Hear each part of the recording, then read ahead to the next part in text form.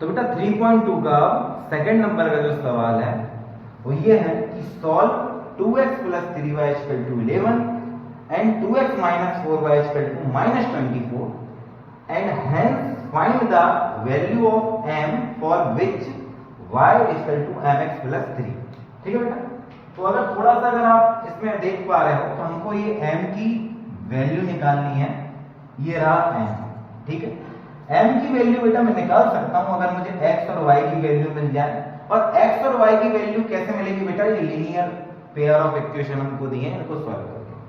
तो बेटा अभी हम 3.2 पे हैं, इसलिए हमको अगर सवाल को करना है x y की वैल्यू निकालनी है तो सब्स्टिट्यूशन मेथड से ही करना पड़ेगा बेटा।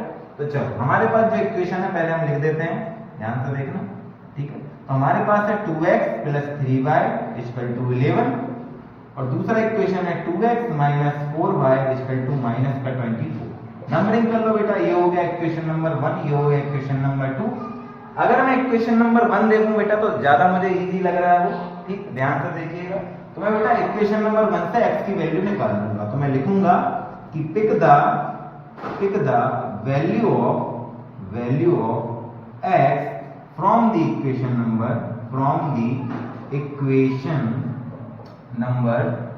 1, ठीक है। 1 इजी लग रहा था मेरे को, ठीक है। तो ध्यान से देखना बेटा, ये 2x + 3y = 11, ये था बेटा मेरा इक्वेशन नंबर 1।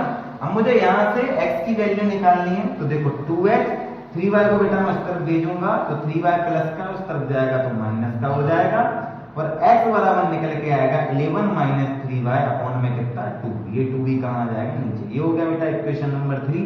अब बेटा जब हमने x की वैल्यू इक्वेशन नंबर 1 से निकाली तो पुट कहां करना पड़ेगा 2 में। तो यहां लिखना पड़ेगा बेटा कि put the value of x in equation number कहां 2 में, इक्वेशन नंबर 2। तो ध्यान से देखना बेटा 2x - 4y = -24, ध्यान से देखना, ठीक है। तो देखो बेटा इधर कर दे रहा हूं मैं, वो जा रहा वेक्टर है बेटा, ठीक है ना। तो 2x - 4y = -24, ये हमारा क्या था बेटा इक्वेशन था, मैंने यहां लिख लिया। अब x की वैल्यू पुट करना है बेटा, तो ध्यान से देखना 2 x की वैल्यू कितनी रखना है 11 - 3y अपॉन में कितना 2, ठीक है। माइनस का 4y = में माइनस का 24, ये 2 से 2 बेटा कैंसिल हो जाएगा। आपके पास आया 11 - 3y - 4y = में -24। तो देखो बेटा ये हो जाएंगे प्लस, ठीक है, क्या 3y और 4y प्लस हो जाएंगे। तो देखो 3 और 4 7 होता है बेटा, तो माइनस का 7y = में कितना -24। अब ध्यान से देखिएगा बेटा कि आपको y की वैल्यू चाहिए और ये नेगेटिव में इसको पॉजिटिव बनाना है तो 7y को उस तरफ भेजना पड़ेगा, 24 को इस तरफ भेजना पड़ेगा। तो देखो 11 24 इस तरफ आएगा बेटा, माइनस का इस तरफ जाएगा तो पॉजिटिव हो जाएगा, 7y माइनस का उस तरफ जाएगा तो पॉजिटिव हो जाएगा। ये जोड़ के बेटा 35 आएगा, ठीक है ना। और 7y = 35, तो बेटा y की वैल्यू हो जाएगी 35/7, मतलब y निकल के आएगा 7 × 5 = 35, मतलब y की वैल्यू, ठीक है। अब इस y की वैल्यू को हम कहां पुट करते हैं इक्वेशन नंबर 3 में। तो बेटा यहां मैं लिख दूंगा कि put the value of y in equation number 3, ठीक है। तो इक्वेशन नंबर 3 क्या है, ध्यान से देखो, x = 11 - 3y अपॉन में कितना है 2। यहां तक कोई दिक्कत। तो देखो x = 11 - 3, y की वैल्यू कितनी निकली 5 अपॉन में कितना है 2। तो देखो 11 3 5 का होता है 15 अपॉन में कितना 2। 15 में से 11 जाएंगे बेटा तो 4 आएगा, लेकिन क्या आएगा माइनस का, और अपॉन में कितना 2 से 4 कट जाएगा बेटा 2 बार, और साइन का आएगा माइनस, तो x बराबर आया -2। यहां तक कोई दिक्कत बाबू, ठीक है ना। तो देखो यहां पर लिख दो, पहले तो लिख लो, ठीक है ना। भले हमसे अभी x y ने पूछा था, हमसे टाइम पूछा था, लेकिन लिखने में कुछ नहीं जा रहा, ठीक है ना। नंबर उससे ज्यादा ही मिलेंगे, कम नहीं मिलते, ठीक है। ये हमने x और y की वैल्यू निकाली। अब बेटा थोड़ा सा जगह का अभाव है तो मुझे इतना मिटाना पड़ेगा, थोड़ा सा मैं इतना मिटा दे रहा हूं, ध्यान से देखिएगा, ठीक है। ये मैंने इतना मिटा दिया, ठीक है। अब देखो बेटा हमको तो y की वैल्यू निकालनी थी m की, तो गिवन में दिया है हमको y = mx + 3, ठीक है। तो y की वैल्यू हमने निकाली बेटा कितनी थी 5, m अननोन है, x की वैल्यू कितनी थी -2 + 3, ठीक है। तो देखो 5 m का इंटू -2 में होगा तो -2m हो जाएगा बेटा प्लस का 3। अब m की वैल्यू निकालना, उसको पॉजिटिव रखना जरूरी है बेटा, तो उसको इधर भगाओ, 5 को उधर भगाओ, ठीक है।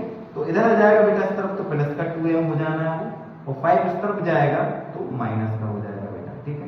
तो 2m इक्वल टू निकल के आएगा 5 में 3 गया 2, लेकिन साइन आएगा माइनस का, m बराबर आएगा -2 अपॉन, ये भी 2 इसके अपॉन में जाएगा तो 2 से 2 कट जाएगा 1, लेकिन क्या आएगा बेटा ये माइनस। तो m की वैल्यू बाबू निकल के आई -1, और यही हमारा क्या है बेटा फाइनल आंसर।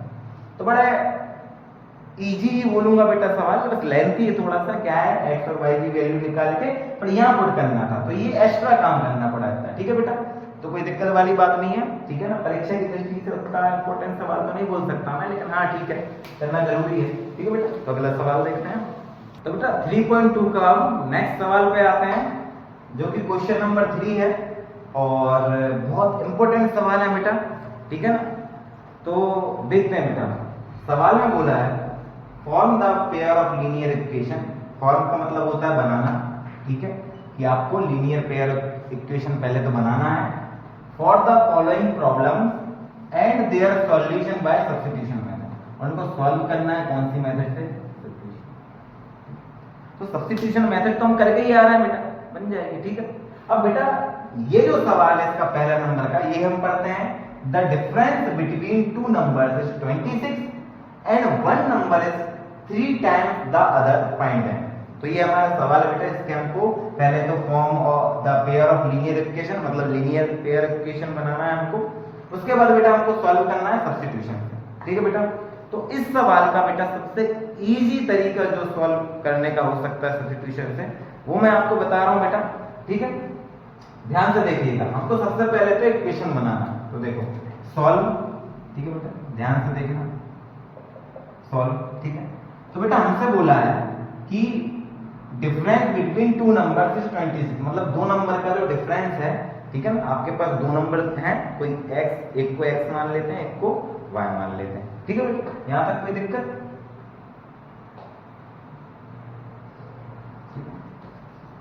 ठीक है। तो देखो बेटा, let's assume that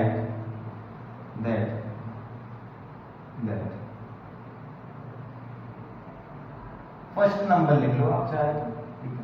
first number x, और सेकंड वाला जो है, सेकंड नंबर जो है उसको क्या मान लो, y मान लो। ऐसे दो नंबर आपको दिए x और y, ठीक है।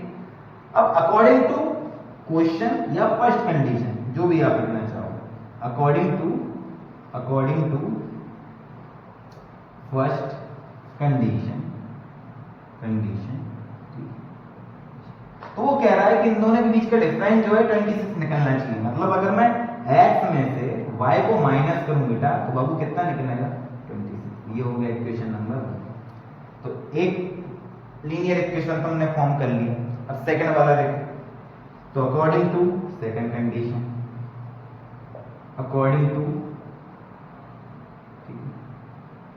सेकंड कंडीशन, कह रहा था देखो ये हो गई फर्स्ट कंडीशन, यहां से लेके यहां तक ये फर्स्ट कंडीशन है, इन दोनों के बीच का डिफरेंस जो है 26 है। तो मैंने पहला इक्वेशन बना लिया। दूसरा कह रहा था one number is 3 times the other, ठीक है, ध्यान से देखना। तो इसका मतलब ये हुआ कि एक नंबर जो है, ठीक है ना, वो दूसरे नंबर का 3 गुना है, ठीक है ना। एक संख्या दूसरी संख्या की कितनी गुना बोल रहा है, 3 टाइम्स बोल रहा है, ठीक है। तो ठीक है बेटा, x इक्वल टू 3y, ठीक है। एक नंबर दूसरे नंबर का 3 टाइम, यहां तक कोई दिक्कत बेटा, ठीक है। तो बेटा सेकंड कंडीशन में वो जो बोल रहा था कि एक नंबर दूसरे नंबर का 3 गुना है, तो ठीक है, x इक्वल टू 3y, इसको बोल दे रहा हूं मैं इक्वेशन नंबर 2, ठीक है। हाँ, इसी को बोल दे रहा हूं इक्वेशन नंबर 2, ठीक है। और अब देखना बेटा, डायरेक्ट करेंगे इसको, ठीक है ना। अब कई बार हमको ये बता दिया जाता है कि 3y को इस तरफ ले आओ फिर इक्वेशन बना लो। नहीं बेटा, हम प्रतिस्थापन में करते हैं क्या है, प्रतिस्थापन में हम ये करते हैं कि यहाँ से x या y की कोई वैल्यू निकालते हैं और उसको अगले वाले इक्वेशन पुट करते हैं। यहाँ देखो x बराबर कितना बोल रहा है, 3y, खुद ही बोल रहा है कि x बराबर कितना रख दो, 3y। तो बेटा ये x के मान को हम कहाँ पुट कर देंगे, इक्वेशन नंबर 1 में, ठीक है ना बेटा। जब वो सवाल ही खुद आपको x की वैल्यू दे रहा है निकाल के, तो हम क्यों उसमें गुणा भाग अपने तरफ से लगाएंगे बेटा, ना।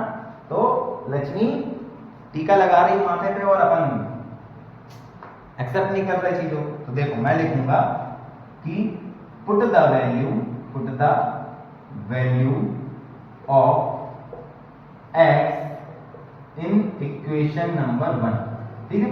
ध्यान से देखो, ये बेटा x बराबर 3y है, ये वैल्यू ही दे दी उसने डायरेक्ट, हमको कहां पुट करना है बस इसमें। तो हम लिखेंगे put the value of x in equation number 1। तो देखो x minus y equal to 26। तो x की वैल्यू कितनी दी है, 3y है, तो ये 3y minus y equal to 26।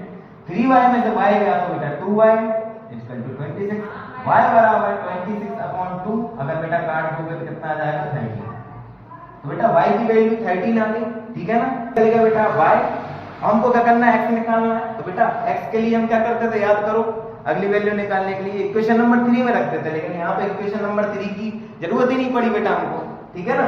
तो हम क्या करेंगे बेटा, इनमें से हमको देखना है तो किसी में भी रख दो, आंसर आपका दोनों में आ जाएगा x का मान, लेकिन बेटा मुझे ज्यादा ये अच्छा लग रहा है। तो मैं क्या करूंगा, यहाँ लिखूंगा कि put the value of y in equation number 2 में y की वैल्यू में पुट कर दूंगा। तो देखो इक्वेशन नंबर 2 यही है बेटा, ठीक है। x बराबर 3, y की वैल्यू कितनी निकली, 13। तो 13 3 का बेटा कितना होता है, 39, ठीक है। तो बेटा बस हम लिखेंगे यहाँ पर आंसर क्या आना चाहिए, वो देखो फर्स्ट नंबर जो हमारा है, फर्स्ट नंबर जिसको हमने क्या माना था, x माना था, वो कितना निकला बाबू, 30। और जो हमने सेकंड नंबर माना था भैया, सेकंड नंबर, ठीक है, वो हमने क्या माना था, y माना था बाबू, वो कितना निकला, 30, ठीक है। तो ये है बेटा अपना फाइनल आंसर। इतना करके आओगे तब पूरा नंबर। और बेटा परीक्षा की दृष्टि से वेरी आईएमपी सवाल है, वेरी आईएमपी सवाल, ठीक है। तो बेटा आप बोलोगे कि सर सब्स्टिट्यूशन तो अलग होती है, ऐसा नहीं है बेटा। सब्स्टिट्यूशन में हम जो करते हैं हमने वही किया है, लेकिन बेटा यहाँ हमको कुछ चीजें बनी बनाई मिल गई।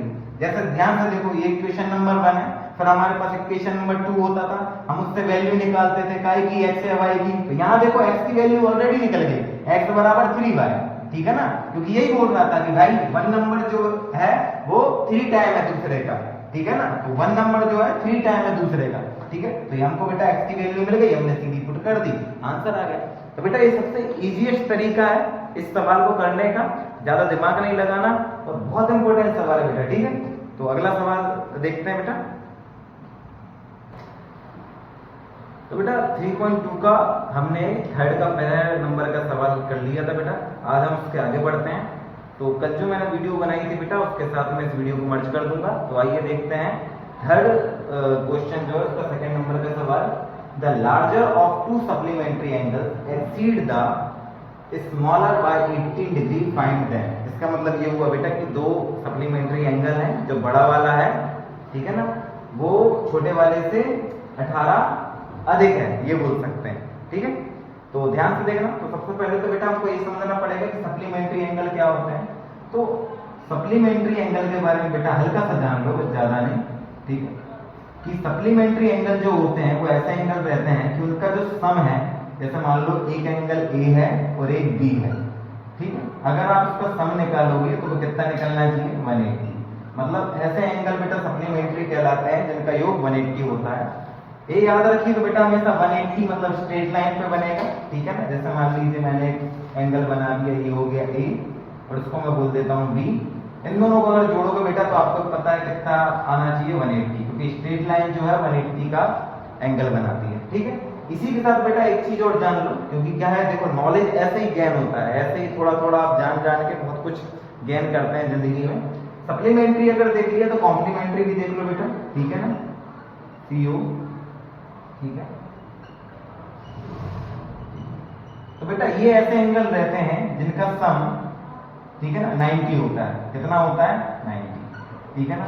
और ये हमेशा कहां बनते हैं बेटा, राइट एंगल में, ठीक है। तो जैसे मान लीजिए अगर मैंने ऐसा, ये हो गया ए और ये हो गया बी, ऐसे दो एंगल बना दिए। तो बेटा आपको पता है दोनों को अगर मैं जोड़ूंगा तो कितना आएगा 90, क्योंकि 90 डिग्री मतलब राइट एंगल पे बने। ठीक है बेटा, तो आपको तो केवल सप्लीमेंट्री समझना था, लेकिन थोड़ा सा बेटा मैंने बताया कि आपको नॉलेज गेन करना है, तो जो जो चीज काम की बेटा थोड़ी इकट्ठी करते रहिए। ठीक है ना। चलिए, तो बेटा आपको सप्लीमेंट्री एंगल चाहिए था। सप्लीमेंट्री एंगल मतलब ऐसा एंगल जिनका योग कितना होता है, सम कितना होता है 180 बेटा।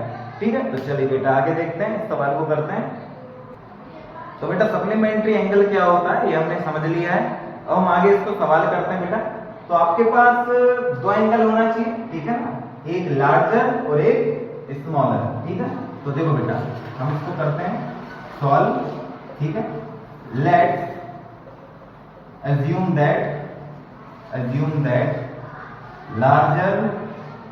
लार्जर एंगल जो है वो कितना है बाबू, उसको x मान लो, x डिग्री। ठीक है, और जो हमारा स्मॉलर एंगल है, स्मॉलर एंगल जो है उसको बोल दो y डिग्री। यहां तक कोई दिक्कत? तो वी नो दैट, हमको यहां क्या लिखना पड़ेगा, we know that this is supplementary angle. कैसे एंगल है, सप्लीमेंट्री एंगल है बेटा। ठीक है, सप्लीमेंट्री एंगल। तो इसका मतलब ये हुआ कि जब आप x और y को अगर आप जोड़ दोगे बाबू तो कितना आना चाहिए, 180 डिग्री। कितना आना चाहिए, 180 डिग्री। अब भी हमने पढ़ के गया है बेटा कि जो सप्लीमेंट्री एंगल होते हैं उनका जो योग रहता है वो कितना रहता है, 180 रहता है। ठीक है बेटा, चलो आगे देखते हैं। अब according to question, according to question, तो सवाल कह रहा है कि जो बड़ा वाला है वो छोटे वाले से 18 ज्यादा है। मतलब अगर बड़े वाले में से छोटे वाले को घटाओगे तो कितना आएगा, 18 आएगा। ठीक है ना, इसको इक्वेशन नंबर 2 बोल दो। अगर मैं बोल दूं बेटा कि आपका भाई आपसे 5 साल बड़ा है, तो आपके भाई की उम्र में से जब भी आपकी उम्र घटाई जाएगी इक्वल टू 5 आएगा। ठीक है, तो ये जो लार्जर था, बड़ा वाला था, वो स्मॉलर से 18 ज्यादा था। तो x में से y घटाओगे हमेशा 18 आएगा। ये हो गया बेटा हमारे पास इक्वेशन नंबर 1 और 2। अब इनको सॉल्व करना बस बेटा, तो ध्यान से देखना, यहीं से करेंगे। अगर मैं ध्यान से देखूं तो इक्वेशन नंबर 2 ज्यादा इजी है मेरे लिए। ठीक है ना, तो मैं इसमें से x की वैल्यू निकाल लूंगा। तो मैं लिखूंगा pick the value of x from the equation number 2। ठीक है, ध्यान से देखें आप। तो x minus y equal to 80, तो x की वैल्यू निकल के आएगी, y को मैं उस तरफ भेजूंगा तो ये हो जाएगा, और ये हो जाएगा इक्वेशन नंबर 3। तो x की वैल्यू आ गई 18 प्लस y। अब यहां देखना बेटा, ठीक है, हमने सेकंड वाले इक्वेशन से x की वैल्यू निकाली, कहां पुट कर देंगे 1 में।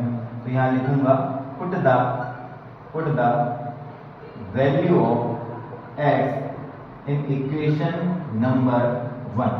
तो इक्वेशन नंबर 1 क्या है, x plus y equal to 180। यही है ये। तो इसमें x की वैल्यू कितनी रखनी है, 18 प्लस y। तो रख दूंगा 18 प्लस y इक्वल टू 180। तो देखो 18, ये y और y बेटा 2y हो जाएगा, 180। हमको तो y की वैल्यू चाहिए, ठीक है ना, तो उधर भेज दो 18 को। तो 180 माइनस 18, तो 2y इक्वल टू 180 में से 18 जाएगा बेटा, तो अपने पास कितना बचेगा, ठीक है, अपने पास बचेगा 162। ठीक है, 162। तो y इक्वल टू हो जाएगा 162/2। तो ये कट जाएगा बेटा, ये आ जाएगा 81 डिग्री। कितना आ जाएगा, 81। यहाँ तक कोई दिक्कत, ठीक है। अब इस वैल्यू को हमको कहाँ रखना है, इक्वेशन 1 में, 2 में, 3 में, जो भी हमको अच्छी लगे उसमें रख देंगे। तो बेटा मैं यहाँ कर दे रहा हूँ, जगह का थोड़ा सा अभाव है, ठीक है, तो मैं इतने में करके दिखा दे रहा हूँ बेटा। ठीक है, तो मैं लिखूंगा कि put the value of y in equation number 3। ठीक है, तो इक्वेशन नंबर 3 क्या है बेटा, x equal to 18 plus y। ये देखो x equal to 18 plus y, तो x इक्वल टू 18 प्लस, और y की वैल्यू कितनी है, 81। अगर इसको जोड़ दोगे बेटा तो ये हो जाएगा 99 डिग्री। ठीक है, तो बेटा एक बॉक्स बनाना है, आपको लिखना है x इक्वल टू, आपने क्या माना था, लार्जर लार्जर एंगल माना था उसको और वो कितना निकला है 99, और y इक्वल टू क्या माना था स्मॉलर एंगल और वो कितना निकला बेटा 81, और ये क्या है बेटा आपका आंसर। तो बेटा बड़ा इजी सवाल है और बहुत ज्यादा इंपॉर्टेंट सवाल है, मैं भी बता दे रहा हूँ। पिछले साल के पेपर को उठा के देख लेना बेटा, ठीक है ना। परीक्षा दिन में कहीं ना कहीं पिछले 5 साल के क्वेश्चन पेपर रहते ही हैं, आप देखना ये आया है, ठीक है। तो बहुत इंपॉर्टेंट सवाल है बेटा, बस इसको बेसिक से समझ लेना कि सप्लीमेंट्री एंगल क्या होता है, तो ये समझ जाओ कि ये कहाँ से आया, ठीक है। बाकी ये तो सवाल है वो ही है, ठीक है। तो बेटा इस तरह से सेकंड सवाल आपका खत्म होता है। अगला सवाल देखते हैं।